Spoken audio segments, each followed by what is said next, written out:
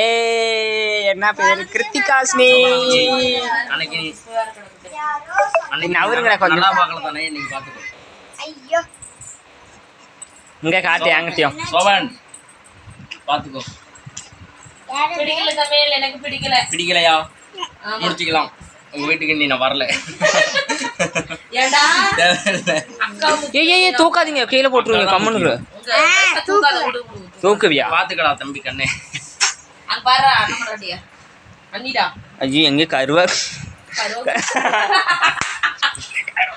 டேய் என்னடா அப்படி சொல்லிட்டானே. இல்லை டேய் நல்ல பிளேயர்டா. சரி கிருத்திகாஸ்னி வருங்கால அத்தை பாரு சாமி.